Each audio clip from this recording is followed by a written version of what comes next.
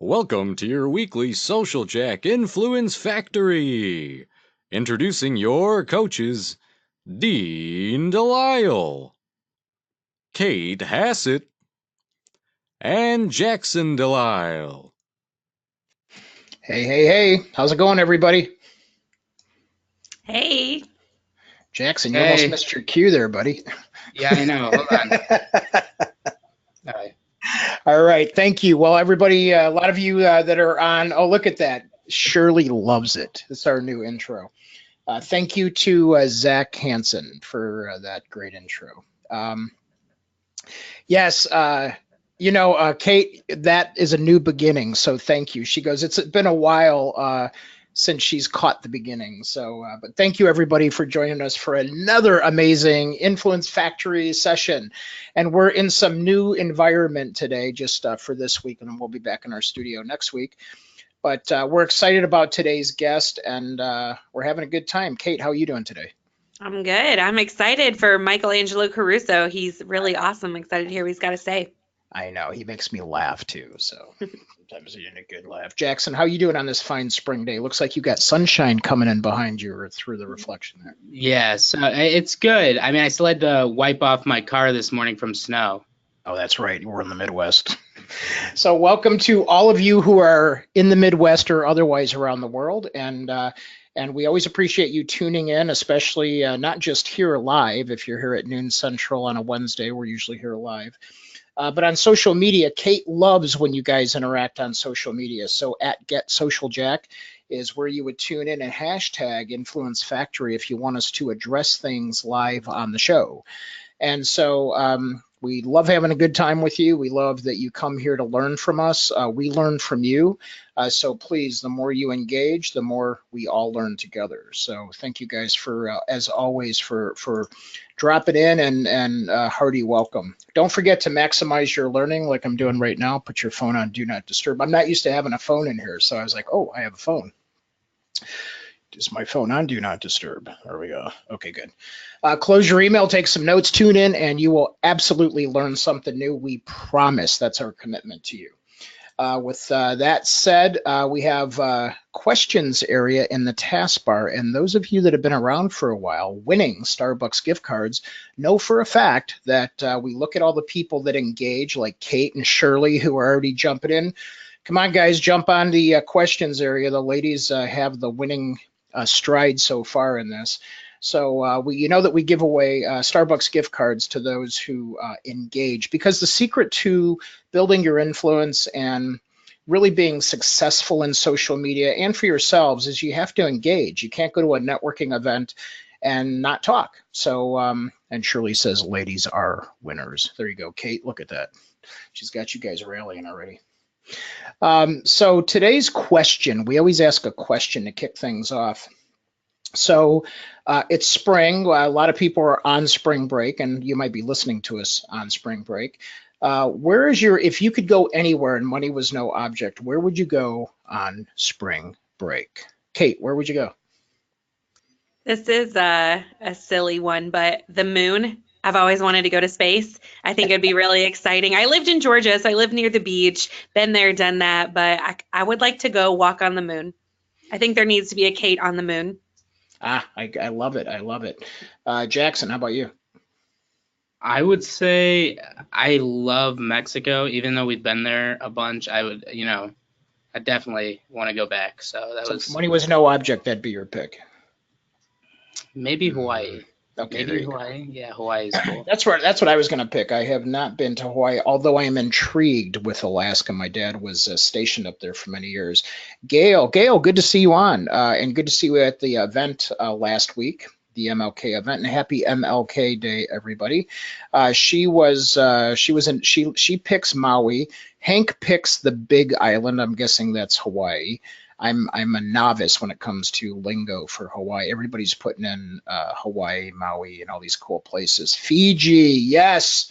Royce picked Fiji. I forgot about that. Ireland, and then Aspen. There we go. So all these folks. So good. So well, my wish for you is that everybody, you get to go to those places that you want to go to. So let's have a very successful 2018. We're already on track so that we can all go to those places. And Kate, I'm going to text my buddy at SpaceX and see if he can arrange some travel there. Because, I want time travel. So space travel, I think, is just, one quick trip in between space travel and time travel.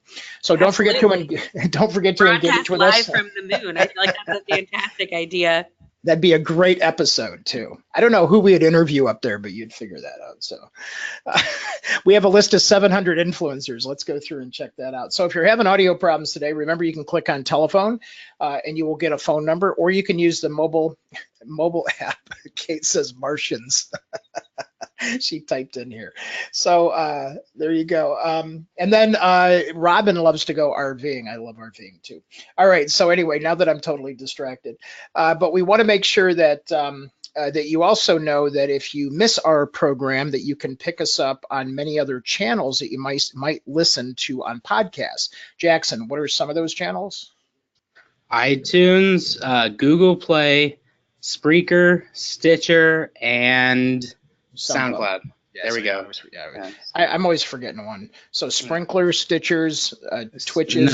No. Okay, Spreaker, not Sprinkler. Okay, thank you. Does anybody use Spreaker on here? I'm just always curious, like these things I hear about, it's like I get all my music from Pandora, but then I've got like 9 other sources that everybody loves to get their music from. I'm so confused with all these apps. So just so you know, yes, I'm confused too. All right, cool. All right, so anyway, folks, don't forget, we love when you log into Social Jack and you participate. You guys have been doing a much better job networking together and exchanging leads when you go in there, so we've created that environment for you. We also have constant updating of classes. So if you want to get this, plus any handouts, materials, things like that, we always provide that for you. So please make sure you log in to get that and any updated worksheets and materials. So there's over 350 amazing items, cool stuff for you guys to learn from. And remember, as we mention these events that are paid, check your messages in the your member messages to make sure you get the discount codes. Discounts are cool. All right, so tomorrow morning we have you automatically registered for How to Rock Your Personal Brand Online. And Jackson, if they ever want to register or send somebody, I know they can go to socialjackflash.com, right? Social Jack for any Flash classes. Can we make a note, just put Flash class up here because I get confused on some of these. So Flash classes. And so we want to make sure Social Jack Flash. So if you want to send your friends there, all of our classes are listed there, but as loyal members, you guys automatically get registered. Also on the 19th, how to convert connections to clients. This is out of our social selling series, so it's more on the conversion side. Those of you looking to generate new business, that'll be on the 19th at 10 a.m. Central Time. 5 steps to monetize your network. Thursday the 5th, on the 3rd, we have a live Chicago influencer class. So if you want to build your personal brand, learn how to tell your story, you will walk out with headshots and videos. Let's get to see who's on the waiting list for these. Influencer workshop and networking event. Click that top one. I'm doing a poll right now. Click that top one if you want to be on the waiting list. We had about 35 people on the waiting list and we can only hold 50. So please click on the top there. And this will be in Chicago on the 3rd. Okay, so super quick. Kate, we've got some news today, don't we? Yeah, we do. We have 2 awesome articles. And of course, if you're listening in and not catching the screen, or if you're not tuning in live, you'll get these links in the follow-up. So don't worry, we have those available for you. The first one is 5 steps to creating awesome content. Awesome content, not just content, awesome content. And there's a really awesome infographic that goes with it. So make sure you check out the link. This is from Social Media Today. But I'm just going to go briefly touch the 5 steps and how they might affect you. The first one is identifying your audience and your persona. We talk about this all the time. The audience is the most important thing on social media, talking to your clients like you know them. So this kind of walks you through how to do it, how to establish your persona, which in a lot of cases is also your personal brand. The second step is to plan your content. hold on, sorry, the professor's coming out in me on this because I want people to understand. A lot of people, when we say who can you sell your product or service to, they'll go everyone. And we've gone through this ourselves. So the idea here is identify your audience, but you cannot use the word everyone or anyone. You need to specifically start at certain targets. So I'm sure Michael will give us a little bit on that too, but go ahead. I'm sorry, it just came out.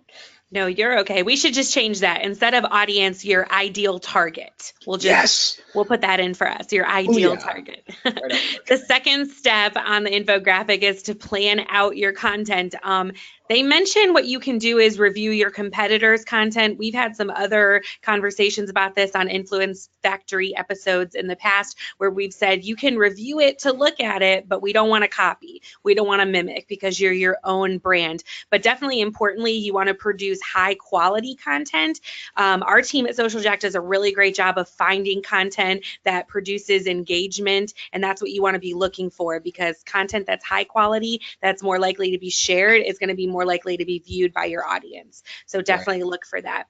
And then you want to map and create your content. We use an Excel document here, really easy. Just plan it out how you want to talk about, because chances are you have a lot of things to talk about over the course of weeks. And we have those sample maps and documents in Social Jack for you to download. So if you guys are looking again for those great tools to use, we always upload those there. So yeah, absolutely. Utilize it there. And then, of course, the last step is to promote and distribute. And I like that it pointed out in this infographic that you want to publish content on the website and social media first, and then link back to it in your email. So you can also repurpose as blog posts. We do a lot of that. And so you can just repurpose it on all your different platforms. And that's a great way to use content that you already have. So check out this infographic. Lots of good data on there.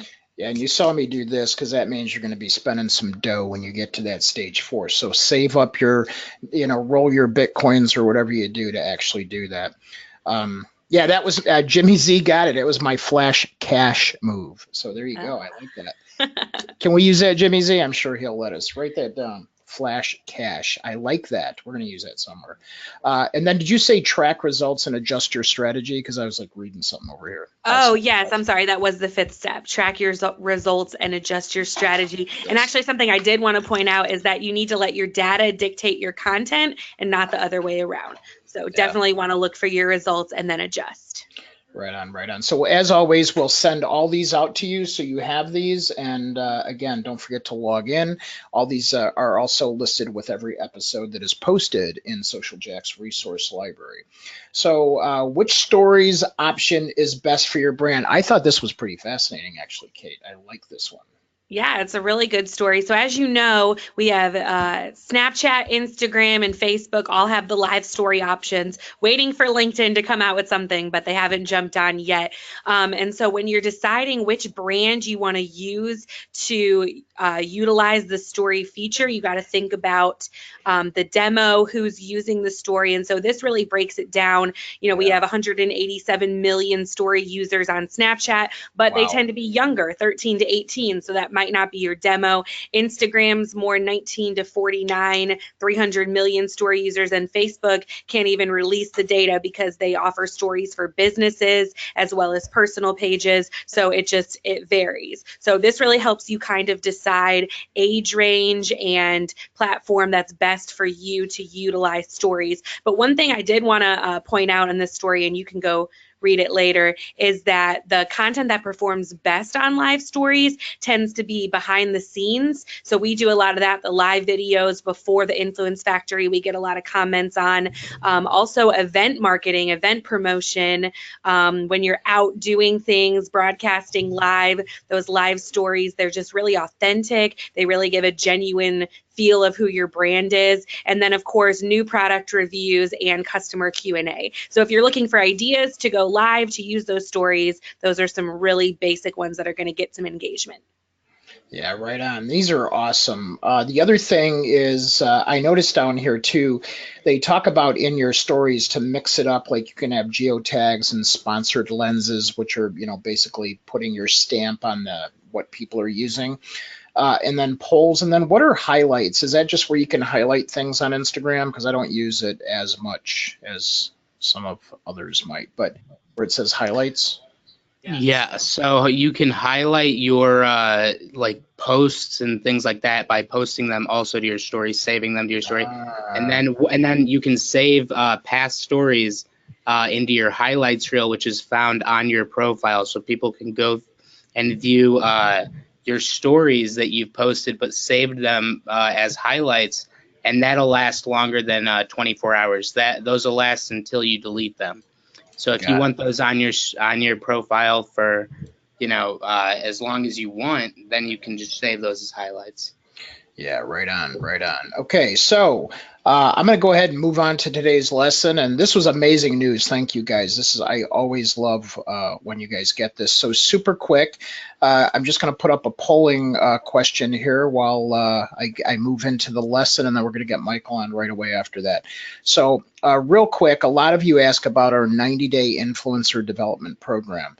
So only if you want to, you can get this off of our website, but if you'd like to speak with us about any of these things, our influencer development program, signing up for classes, press releases or SEO programs or monthly social media, please just click on that appropriate polling item right now. We're going to leave that up for 2 minutes. So before I bring Michael on, one of the things that typically comes up is building influence through events, and that's today's lesson. So really getting to a place where you are either participating in an event or you're going to an event. And I picked this sort of topic because whenever I think about presenting or speaking, I've gotten a lot of my tips from our next guest. And one of the things to understand is that with speaking, with presenting, there's certain techniques, but there's also connections that you make. And what's interesting is, as speakers, we'll tend to come in and then we'll leave, but there's like thousands of people to connect to. So one of the easiest best practices I can tell you is, number one, if you're a participant and you want to elevate your influence game, make sure that you not only connect to the speakers in terms of talking to them or exchanging your card or giving them your card, but make sure you take a minute to write them a special thank you note of what you learned from them as you connect to them on LinkedIn at the very least, and make sure you follow them on Twitter. And we talked about engagement early on here. Make sure you engage with those speakers. It makes them feel good. It builds a relationship and rapport. And as you start coming up through the ranks, it gives you a stronger network of collaborative speakers, just like I have with our next guest. So that's sort of the hot tip mini lesson for today. In terms of my next guest, I am so excited. Michael Angelo Caruso, besides not eating ketchup for 17 years and his childhood hero was Daniel Boone, he has spoken on 5 continents and 49 states. And, we were celebrating last week about being on, being 32, actually tomorrow morning too, we're going to be broadcasting to 32 countries simultaneously. First time ever we've hit that milestone.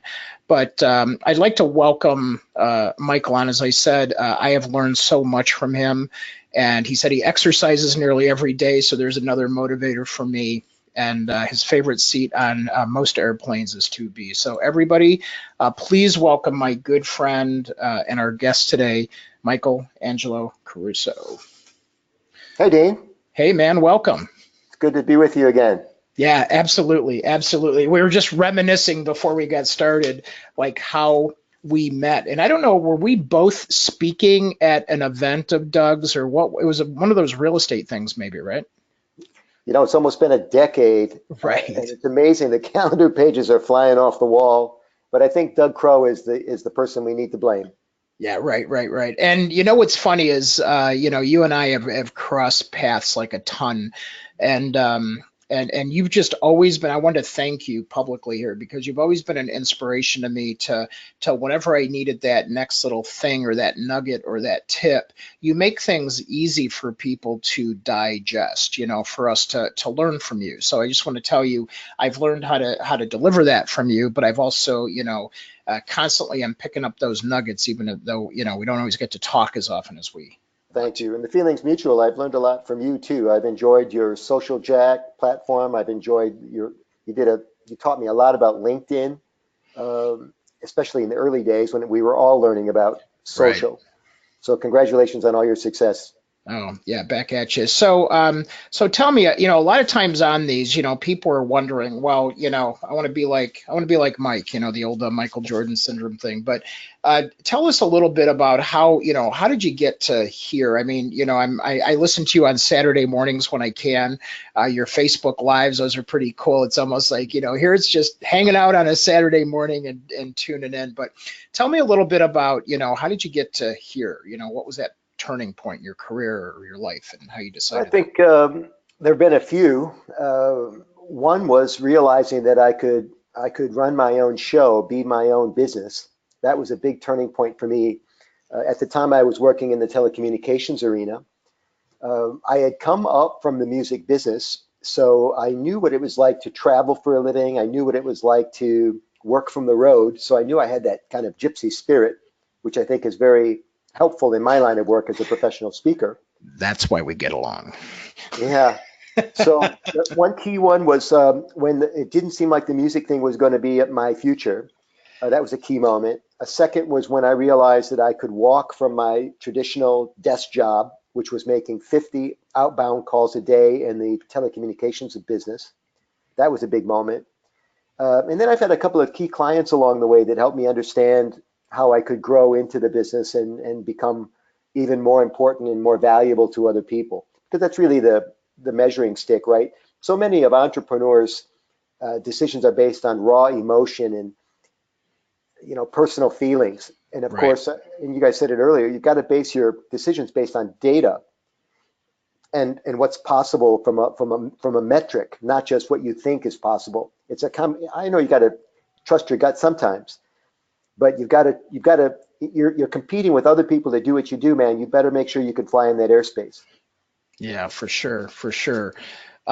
So were there people along? Well, actually, first of all, I just because are you still playing in the band or no?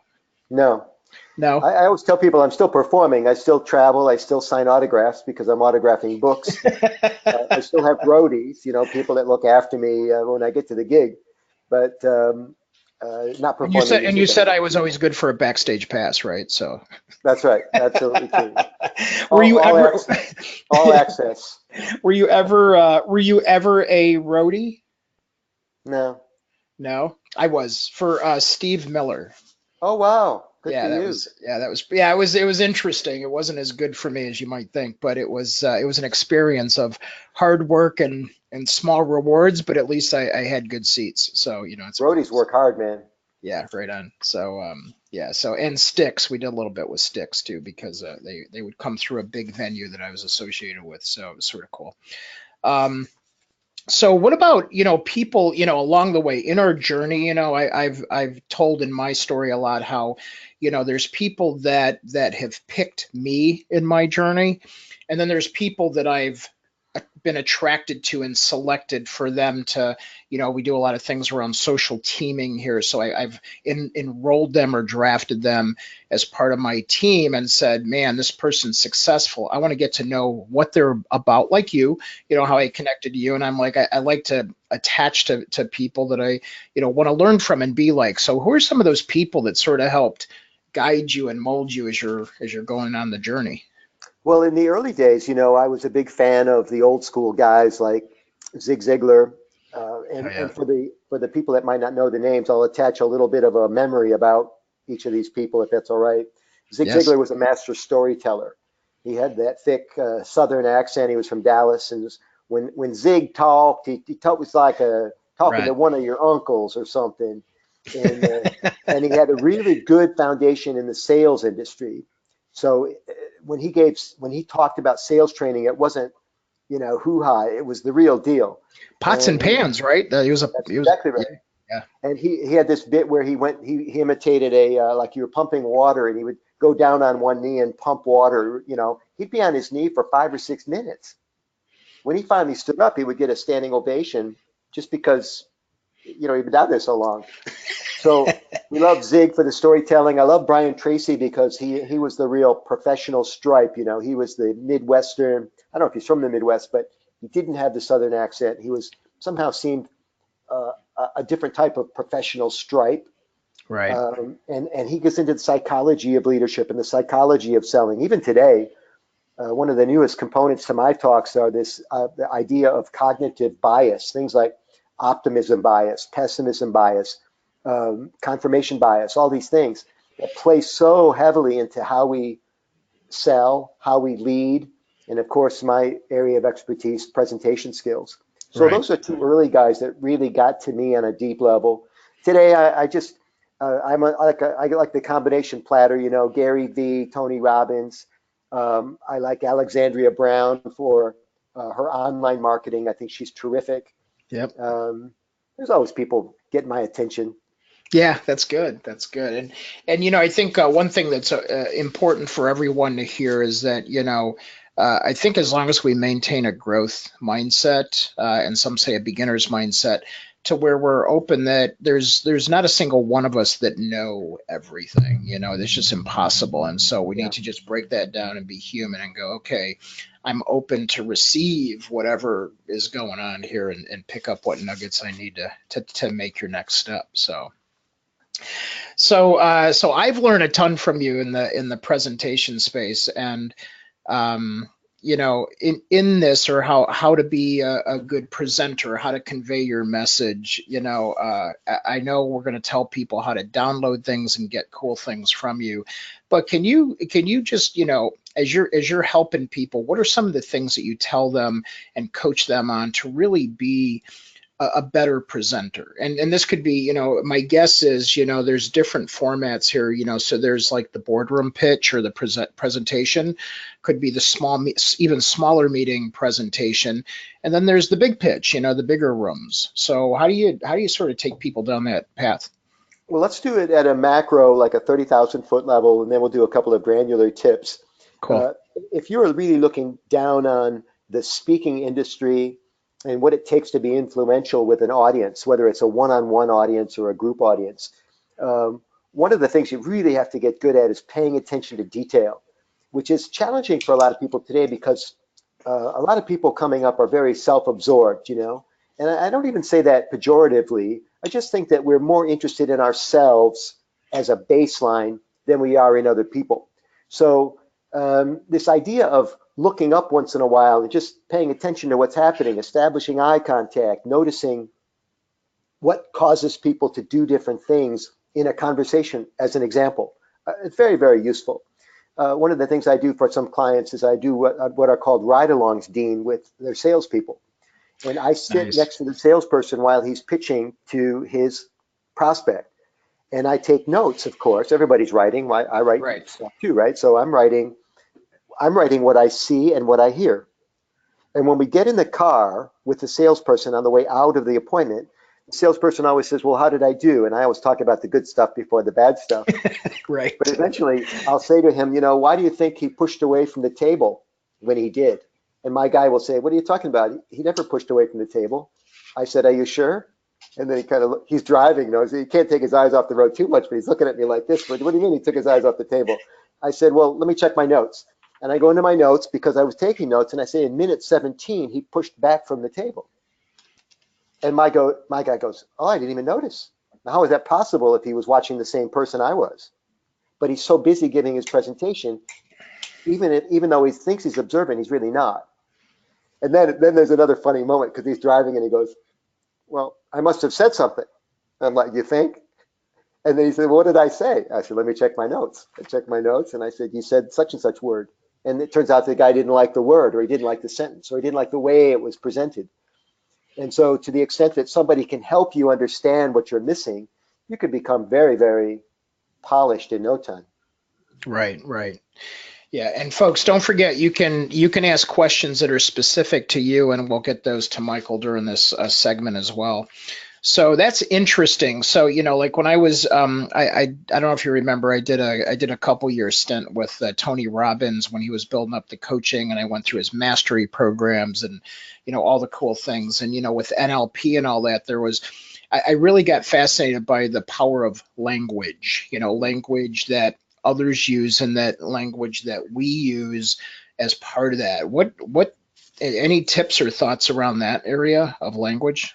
Of course, language is extremely important. There are 500,000 words in the English language if you don't count gerunds and verb derivatives and things like that. And so, And emojis. and emojis now, that's exactly right. And so just trying to choose the right word, let alone the word combination, Right.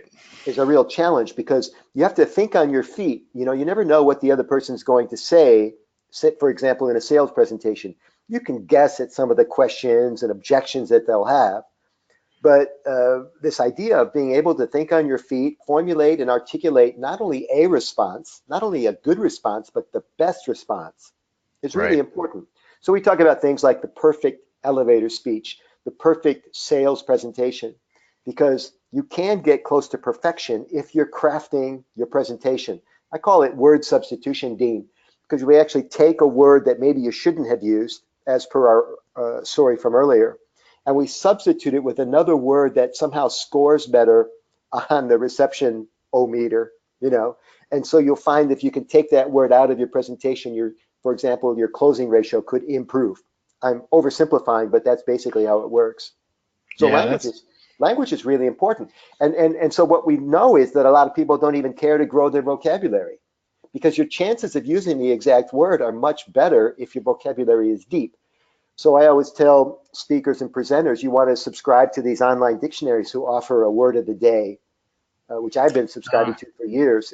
The one I get is at wordsmith.org, wordsmith.org, and you're looking for a feature called a word of the day. So wordsmith.org, the word of the day. That's right. And then, of course, the trick is using the word so that it sticks and you can remember it. And of course, you won't remember all of them, but that's how you grow your vocabulary. We all did it when we were young, but when we get to be older, it seems like it falls away from us. That's funny. I was just thinking of growing up, my mom would listen to, albums with the comedians, and I remember Norm Crosby was always classic about misusing words, and I think about that because I'll have a tendency to learn. A guy like Norm Crosby would fall out of favor today because people wouldn't understand the joke. He'd use the fake word, but nobody would know the difference. Right. I was out the other day with somebody, I don't know if it was a coffee shop or where I was, but I was joking with a 20-something at the counter, and I said to him, "You look like $100." And it was a joke because the saying is you look like $1,000,000. Yeah, right. But he didn't know the original version, so he said, "Thanks." So I just let it go, of course. Didn't tell him I cheated him $999,000.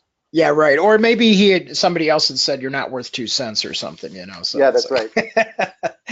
Oh man. So interesting. I was at a presentation, and I can't tell you the number of times I've heard this. And a lot of us, what's your take on? Well, first of all, let's just take the big picture thing. What's your take on PowerPoint? So I have, when for some of these segments that we do, we'll have slides up from time to time, visual aids, if you call them. What's your take on using PowerPoint or any type of visual? Of course, no disrespect to anybody that uses PowerPoint, but it's become a kind of a crutch, and it's an omnipresent crutch now. So everybody's using it, and I think we overuse it in most cases.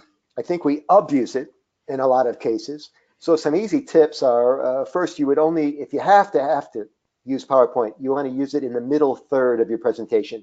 Use the first third to establish eye contact and rapport, and you use the final third to close the deal, because all presentations are about a call to action. And so the middle of the presentation is where you show something that you positively can't describe any other way. And the trick to using PowerPoint is to use extra large fonts, what I call oversized fonts. Never put more than one photograph in a slide.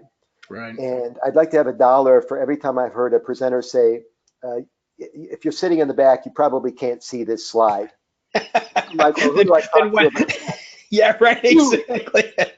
And we can't see it, and you're still showing it. Shame on you. Yeah, and you're speaking to it on top of it.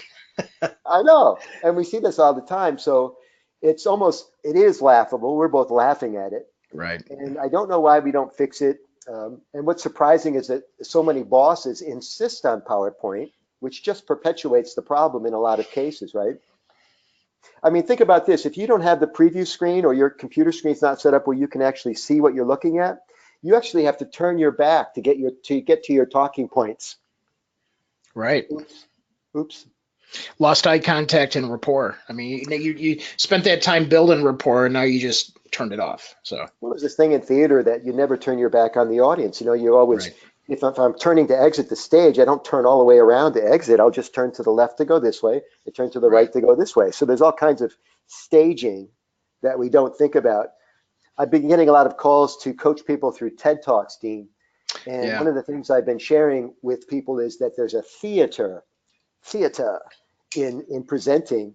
Everybody wants to rehearse the talking points, but nobody wants to rehearse what you do when you say the talking points. If you Right. were in a play, you would rehearse where you move and how you move and how Right. you move your hands and your motions like this. But nobody ever rehearses that when they're getting ready to pitch a $50,000 deal. It's Wow. interesting. Yeah. And then, so do you say not just doing that for a big presentation, but actually have that sort of rapport building mannerisms or movement when you're in a boardroom or a smaller meeting as well? Oh, for sure. Even in a one-on-one. If your goal is persuasion or inspiration or motivation, or as I say, all presentations have a call to action, right? We want your viewers and listeners to do something with this content today. Right. So we're trying to get inside their head a little bit. I think that you need to use all of the tools that are available to you. That includes vocabulary, tone, dynamics, range in your voice, hand motions, gestures, even pauses. I was going to say, use your feet, move around. Yeah. It drives me nuts when there's somebody just I hate podiums for one. But I hate when there's just like the person that just stands in one spot. I just want to say, hey, could you come here for a minute? I just want to call them over. You've probably heard this because when I was in the telecommunication business, we used to make 50 outbound calls a day. And we always were told about things like the smile mirror, where Yeah. you're looking at Oh, yeah, yourself right. and you'll always put on a show for yourself, right? Because you're self-conscious now. You'll never use your resting face again. Right. And standing up when you talk on the phone because your tone is different when you're standing. There's more energy, more vitality. And so even as I speak to you today, right now, I'm standing up. And I have a stand-up desk that I put in position right before we started. And because I think all of that stuff is so important. And I know that in the end, I'm going to be compared to all your other guests. And I'm going to be competing for views, or whatever. And I want Right. to show well, and I want to be back on your show again. So all of this is about, I think, showing ourselves in our best light. Yeah, that's awesome. I like that. What's your take? What's your take on what like colors? Remember like I don't forget, it must have been either my training through the 80s or the 90s. Now that I'm dating myself, but it'd be like blue is the color of trust and red means stop and I see these personality charts of colors and I'm like, what, I'm using my brand colors, and if I like the color, I'm using it. But is there really a science to swaying the audience by wearing certain colors or putting certain colors on things?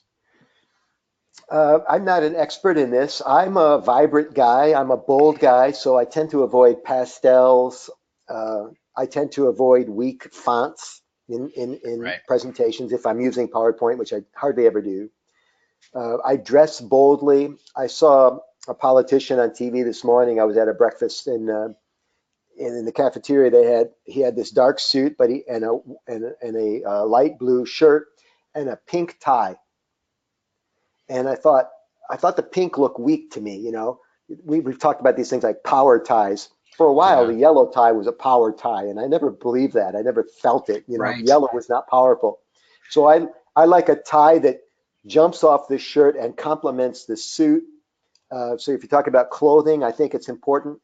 I also I think about the backdrop. So if I'm speaking in an auditorium with a black curtain, And I probably will avoid a black suit, especially if they don't have what's called Yeah. key lighting behind me, where my shoulders would be highlighted, right? So I could pop off the curtain a little bit. Now, sometimes we don't know in advance what you're going to be up against, literally, Right. what kind of curtain you're going to be up against. But I do think you should take that stuff into consideration. I think more important than colors, though, um, are the personalities in the audience, Yeah, the good call. colors of the personalities, if you will, in the audience. It's been said there are 4 basic personalities: the relator, thinker, socializer, and director. And so you want to know who's in the audience so that you can speak to them, and you speak to them and target your message based on, guess what? Vocabulary, word choice, story selection, all those things. And so in a way you're using color, but in an unconventional sense, right? Right. There's a lot going on, isn't there? It's and what's funny about that is so last night, well, here's the thing. So we do a lot in the financial, insurance, real estate space. And so as you were just making that face, I was thinking, one thing that drives me nuts is I'm usually big about, like you, use some humor, get people going and high energy and make things happen. And there'll be just times where I just have the dead audience, but I get like high scores. And so I'm literally walking out of there thinking, I did a really crappy job. You know what I mean? So it's like I start beating myself up and I'm like, nobody's with me, nobody's getting this. And last night I was doing a thing at DePaul at one of the universities here, and I'm thinking, well, I'm not thinking the students are probably, they're on their 30th hour this week in grad school and this extra program that we're doing. So it's like, it's almost like, how do you not get hooked, or what's your thought about around being around the audience and feeding off the audience and sort of that sort of thing? Well, there's a couple of things going on in your question. One is the audience feedback, which I mean, it's worth something, right? Even if there's no Right. feedback, it's worth something. And then there are other benchmarks, like how do you normally do on the talk? My sense is that a lot of presenters and a lot of speakers they tend to discount whatever feedback they get. In fact, we were taught to do that when I came up through the music business. I first got my taste of large audiences when we opened for my band, opened for acts like Rick Springfield and Corey Hart and Joan Jett. And one of the first things we were taught in the business was never believe all the good things people say about you and never believe all the bad things people say about you. Having said that, when I ask people today how they think they did on their presentation, and I'm at these conferences where there are many keynote speakers. Just last weekend, I met the last passenger off the plane that landed in the Hudson River. Remember that? Oh my gosh, yes. And it was a great speech. Great. Dave Sanderson's is the guy's name, and it was a great speech. But I ask all speakers, I say, how do you think you did? Now, I don't remember what Dave told me in particular, but most speakers say, well, I think I did pretty good. And that's their answer. And that they're done talking about it. But when I ask, I want to know, what was the best thing that you heard? What was the strongest part of my keynote this evening? What was the weakest part of my keynote? I heard one time that when Coldplay, the band, is on stage, one of the things that they look for, and they can't see a lot from the stage because of the Right. lights, Right. they can see all of the little exit signs in the back of the auditoriums. They're in stadiums. Right. And what they watch is the little exit sign. What they watch is for silhouettes to go by the exit signs, because that's people leaving Oh to my go to the gosh. bathroom or the concession stand, right? Right. Or out for a smoke, whatever people do. I don't know. I Yeah. would never get up from $100 ticket to do anything. I Right. just stay Yeah, in my right. seat. But these people get up and they walk around. And Coldplay's watching this because that's how they decide what song to remove from the playlist the following night. Really? So you can never stop looking at the detail of your performance too much. I don't think you should be obsessed with it, but I think you should pay attention to the nuance of the feedback that you get, because that's how we all get better at what we do. That's that's interesting. The exit signs. That's a great story. I've never heard Yeah, it's about called, that well, before. I blogged about it a bit. I call it watching the exits, because that's when you're getting a real sense. And you can do the same thing on blog posts or your Facebook page, or, I know you guys are into social big time. So when you watch your Twitter following and it's decreasing because you started to go more political than you normally go, that's a sign to back off the politics if you want to keep that number up. And I'm not saying keeping the number is the most important thing, but you can't ignore that the number's going down because you started going Republican or Democrat or Libertarian, whatever. Yeah, right. That's cool. So speaking of social, what's your whole take on this? I mean, you and I, we didn't have social, we didn't even have cell phones, coming through the ranks, and No. we come from the world of when DOS was born and all that good stuff, and fax machines were being used, and modems and funny stuff we always talk about. But so social is like changed this whole dynamic of and Shirley's asking your favorite social platform, so I'll throw that in. But so what's your take on all this? Because you're really good at it. I admire you keeping up with it, but what's your whole take on it? Sure, and a couple tips for anybody that's watching. I use a mix of organic, which are natural and really me posting, and scheduled posts via Meet Edgar. It's the platform I'm using now. I never post the same thing to multiple platforms simultaneously because I've got so many people following me on different channels. I have a mix of motivational quotations from famous people so that it's not Michael all the time. What I call wit, which is sometimes not witty at all. It's my version of wit, and I'm measuring I that. love it. I love it. I try to like everyone. Thank you. I love you. Also, a mix of, there are some promotional things, but it's easy on that because it's called social media for a reason, right? It shouldn't be all business. So it's 80-20 for me, 20% business, 80% other stuff. Right. And lately, I've been getting a lot of juice from LinkedIn. I was a Facebook fanatic for a long time. I have fun on Instagram. I'm not getting a lot of juice from it. Everybody's different. Snapchat is almost useless to me. I'm reading a book by Gary Vee right now where he's talking about giving Snapchat some love. I'll try to find some time. But LinkedIn's been really good to me, and I'll tell you why. LinkedIn has a search mechanism that none of the other ones have. You can, for example, if I'm selling sales training, I need to get to sales managers. So I can type into LinkedIn, Michigan sales manager, and a bunch of names come up. You can't do that on Facebook. You can't do it on Twitter. Right. You certainly can't do it on Instagram. And that's been very good to me. I connect with these people, and then they start to see my wit, such as it is. They start to see blog posts. And of course, relevancy rules, right? So today, Yeah. is it today or yesterday? Today, April 4, the 50th anniversary of Martin Luther King's assassination. Well, I did a blog post about Martin Luther King some time ago because he was such a great speaker, Right. And this is a good day to share MLK stuff because of the hashtag relevancy. Right. So I'll get a lot of views of that blog today if I push it out.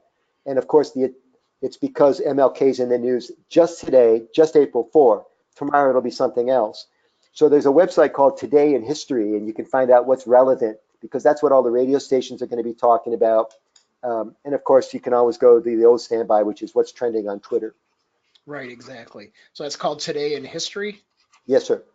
Got And it. that's to get to relevancy because your stuff becomes like 8 or 10 times more important on a day that everybody else is interested in it. So the Martin Luther King blog, which is a pretty good blog post, doesn't get nearly as much love on the day Martin Luther King was not assassinated. Yeah, isn't that crazy, man? It's just the way our world is, man. There's so much news, so much going on.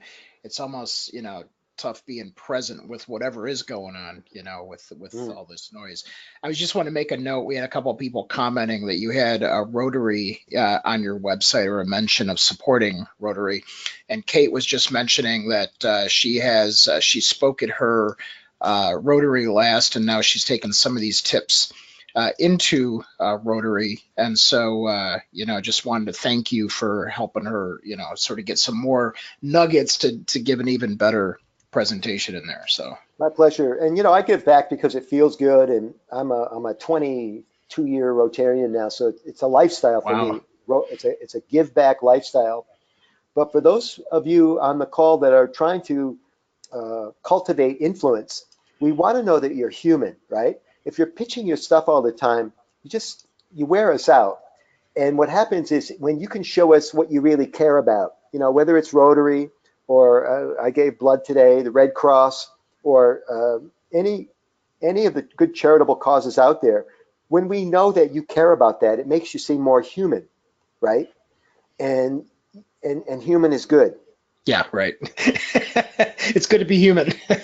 Well, and then when, Kate goes to the moon, somebody said she'll meet Martians because we were like, well, who are we going to interview? And they go, Martians, of course. So, but that would be Mars. So maybe there's there's moon men or moon women or something up there. So who Yeah, knows? we'll have to check the residency requirements. And maybe the Martians are already on the moon. Who knows, right? So, oh well, so that's good. And I always get anxious about this time because we're coming to a close. And I'm thinking about, I want everyone, we always ask this at the end of the program, but to Michael's point, we always say, what's the one thing? So I want you guys to begin thinking of the one thing. But if you were going to send people off with like, okay, I have a presentation next week, I have a presentation in 2 weeks, I have a presentation tomorrow, tonight. What's one thing? You have so many things. What's one thing you just tell people to do?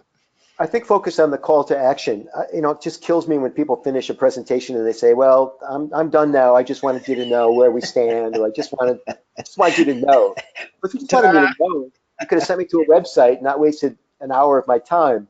The call to action is something specific that you want the person to do as a result of the meeting. So if it's the job interview, I want you to hire me. If it's a sales pitch, I want you to buy from me, right?